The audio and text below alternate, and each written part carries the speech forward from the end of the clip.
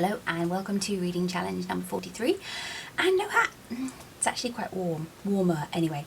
Right, to the thing in question, Joyland, and I avoided this book for the longest time. In fact, I feel like I should stop and apologise to Stephen King, because I was all like, that looks shit. I don't know why I thought that it was going to be shit. I just did. It was a thing. I was just like, that really doesn't look like my kind of book. I mean, the whole promo of it was cool with the popcorn and everything, but no, it just didn't appeal to me. And to be honest, I picked this up in a charity shop, which I do a lot, even though I know the money doesn't get back to the author, and really, considering I am an author, I should probably be doing the whole bookshop or Amazon or any other online outlet thing. So yeah, sorry Stephen King.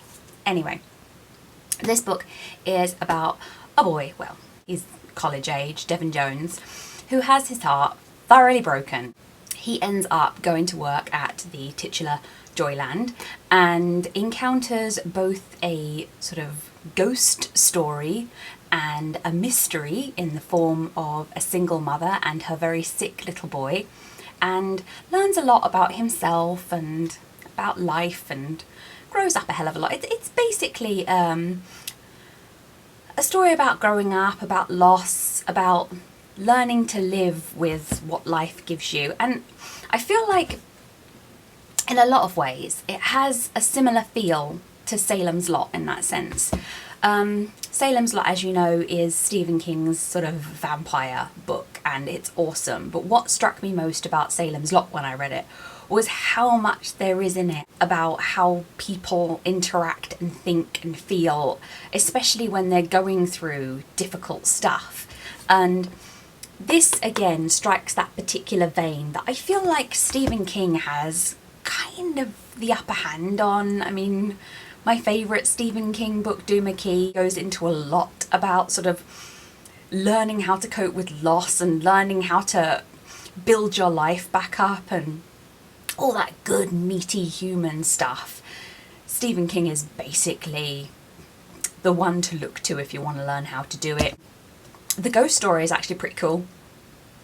And I know sometimes when Stephen King has stuff that has supernatural elements in, people feel like it imposes too much on the rest of the book if the rest of the book is like mostly not to do with that. But the supernatural element in here is really, really, as far as I'm concerned, delicately dealt with.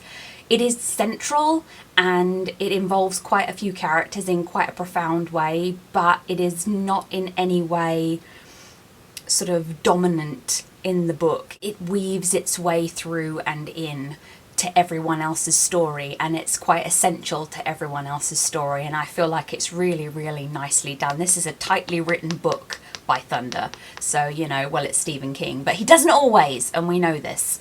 Sorry again, Stephen. But yeah, he doesn't always write a good old tightly written yarn, but this is solid writing. Great characters, great story, thoroughly enjoyable, highly recommended. Anyway, that's that.